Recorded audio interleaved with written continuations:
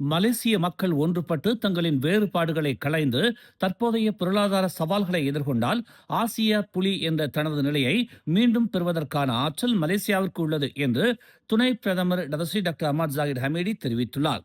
நாட்டின் வலிமை என்பது பொருளாதார கொள்கைகளை மட்டும் சார்ந்தது அல்ல, மாறாக வாழ்க்கை செலவில் நேரடி தாக்கத்தை ஏற்படுத்தும் உலகளாவிய எண்ணெய் விலை உயர்வு போன்ற பிரச்சனைகளை எதிர்கொள்வதில் மக்களின் ஒற்றுமையையும் சார்ந்துள்ளது என்று அவர் சுட்டிக்காட்டினார். இந்த சவால்களை நாம் ஒன்றிணைந்து எதிர்கொள்கிறோம். எண்ணெய் விலை உயர்வால் எழும் பிரச்சனைகளை சமாளிக்க நாம் பிரார்த்தனை செய்வது மட்டுமல்லாமல் கடுமையாக உழைக்கவும் வேண்டும்.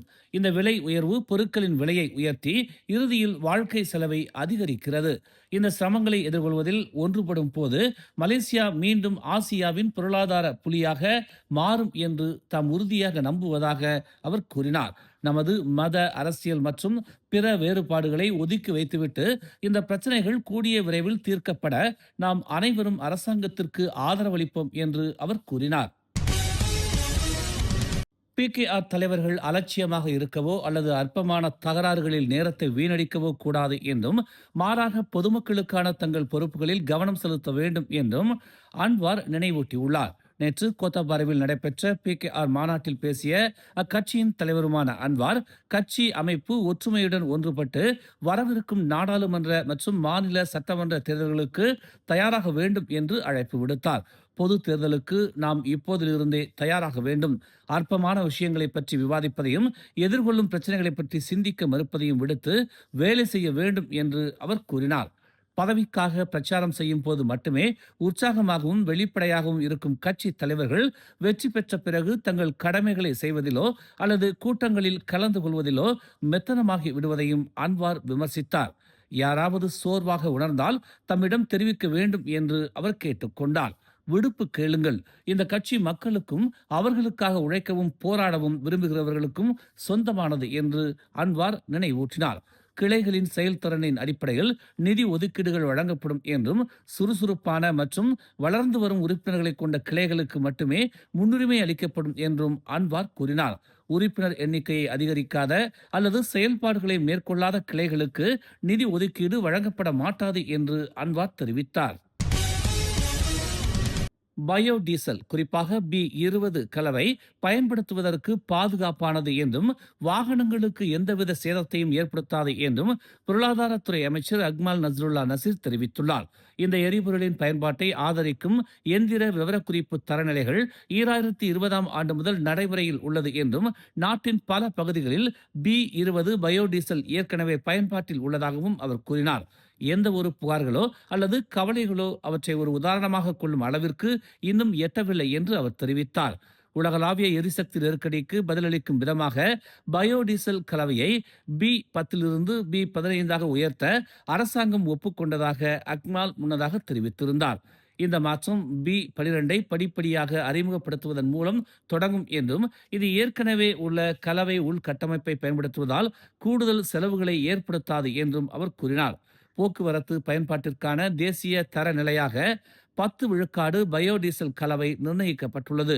பிந்துலுவை தவிர லபுவான், லங்காவி மற்றும் சராவா ஆகிய பகுதிகளுக்கு 20 விழுக்காடு கலவை நிர்ணயிக்கப்பட்டுள்ளது. நேற்று செக்கிஞான் எஸ்கே சுங்கை லமான் அருகே 3 டன் எடை கொண்ட லாரி மற்றும் டொயோட்டா வியாஸ் கார் மோதிக்கொண்டதில் 5 பேர் காயமடைந்தனர். இந்த விபத்தை தொடர்ந்து தங்களுக்கு உதவி அழைப்பு வந்ததாகவும், உடனடியாக மீட்புப் பணிகளை மேற்கொள்ள சம்பவ இடத்திற்கு தங்கள் பணியாளர்களை அனுப்பியதாகவும் ஸ்லாங்கூர் தீயணைப்பு மற்றும் மீட்புத்துறை தெரிவித்துள்ளது. தீயணைப்பு வீரர்கள் சம்பவ இடத்திற்கு விரைந்து 2 வாகனங்களிலும் 4 பேர் சிக்கியிருப்பதை கண்டதாகவும், உடனடியாக அவர்களை மீட்கும் முயற்சிகள் மேற்கொள்ளப்பட்டதாகவும் அதன் செயல்பாட்டு கட்டளை அதிகாரி வான்சே அமான் கூறினார். பிற்பகல் 3:50 மணிக்குள் அனைவரும் முழுமையாக மீட்கப்பட்டனர் என்று அவர் ஒரு அறிக்கையில் தெரிவித்தார். விபத்தில் சிக்கிய லாரியில் இருந்த 2 ஆண் பயணிகளும் காயமடைந்ததாக அவர் கூறினார். 50 வயது ஓட்டுநருக்கு வலது கையில் எலும்பு முறிவும் காலில் வெட்டு காயங்களும் ஏற்பட்டன. அதே சமயம் 20 வயதான பயணிக்கு இடது காலில் சிறு காயங்கள் ஏற்பட்டன. டொயோட்டா வியாஸ் காரில் சிக்கிக்கொண்ட 54 மற்றும் 27 வயதுடைய 2 பெண்கள் கடுமையாக காயமடைந்தனர். 54 வயது பெண் தலையில் காயங்கள் மற்றும் இடது காலில் எலும்பு முறிவுடன் அரை மயக்க நிலையில் கண்டெடுக்கப்பட்டார்.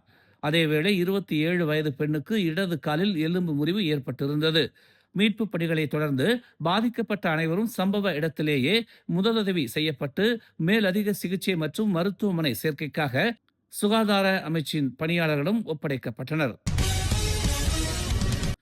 கடந்த ஏப்ரல் 5ஆம் தேதி ஈப்போவில் உள்ள ஒரு பொழுதுபோக்கு மையத்தில் நடத்தப்பட்ட சோதனையில் 3 காவலர்கள் தடுத்து வைக்கப்பட்ட நிலையில் அவர்களில் 2 போதைப்பொருள் பயன்பாடு இருப்பது பரிசோதனையில் உறுதியானதாக தெரிவிக்கப்பட்டுள்ளது. பண்டார்பாரு, மேடான் மற்றும் தமான் ஈப்போவில் உள்ள 2 வளாகங்களில் இந்நடவடிக்கை மேற்கொள்ளப்பட்டதாகவும் அங்கு 19 முதல் 52 வயதுக்குட்பட்ட 87 வாடிக்கையாளர்கள் பரிசோதிக்கப்பட்டதாகவும் அவர்கள் அனைவருக்கும் பல்வேறு போதைப் பொருட்கள் பயன்பாடு இருப்பது பரிசோதனையில் உறுதியானதாகவும் புக்கிட்டமான் போதைப்பொருள் குற்ற புலனாய்வுத்துறை இயக்குநர் டத்தோ ஹுசைன் ஒமார் கான் தெரிவித்தார். தடுத்து வைக்கப்பட்ட காவலர்களில் 26 மற்றும் 40 வயதுடைய ஒரு கார்பரல் மற்றும் ஒரு லான்ஸ் கார்பரல் ஆகிய இருவரும் ஜொகூரில் பணியில் இருந்ததாக அவர் கூறினார். பதவி அல்லது நிலை எதுவாக இருந்தாலும் சட்டத்தை மீறும் எந்த ஒரு பணியாளருடனும் காவல்துறை சமரசம் செய்து கொள்ளாது என்று அவர் கூறினார். நேற்று மாலை பங்சார் ஜலான் மேடாங் பங்சார் சாலையில் உள்ள பங்சார் புத்ரி அடுக்குமாடி குடியிருப்புக்கு அருகே ஒரு செம்பனை மரம் விழுந்ததில் கார் ஒன்று சேதமுற்றது. கோலாலம்பூர் தீயணைப்பு மற்றும் மீட்புத்துறை செயல்பாட்டு மையத்திற்கு மாலை 5:16 மணி அளவில் அவசர அழைப்பு வந்தது. இதனைத் தொடர்ந்து பந்தாய் நிலையத்திலிருந்து ஒரு குழு உடனடியாக சம்பவ இடத்திற்கு அனுப்பப்பட்டது. இதனை அடுத்து 6 தீயணைப்பு வீரர்களும் ஒரு தீயணைப்பு மற்றும் மீட்பு வாகனமும் சம்பவ இடத்திற்கு அனுப்பப்பட்டதாக செயல்பாட்டு தளபதி முகமது அஸ்வான் மூசா கூறினார். இச்சம்பவத்தில் எந்த உயிரிழப்பும் ஏற்படவில்லை என்றும் மாலை 5:32 மணிக்கு நிலைமை கட்டுப்பாட்டிற்குள் கொண்டு வரப்பட்டதாகவும் அவர் கூறினார். மேலும் செய்திகளை தெரிந்து கொள்ள தமிழ் மலர் இணையதளம், தமிழ் மலர் செயலி மற்றும் மலர் டிவி யூடியூப் சேனலை வலம் வாருங்கள். எங்களோடு இணைந்திருக்க மலர் டிவியை பதிவு செய்து கொள்ளுங்கள். உறவுகள் மகிழ்ந்திட விருப்பம் மற்றும் பகிர்வு சேவையை சொடுக்கிடுங்கள்.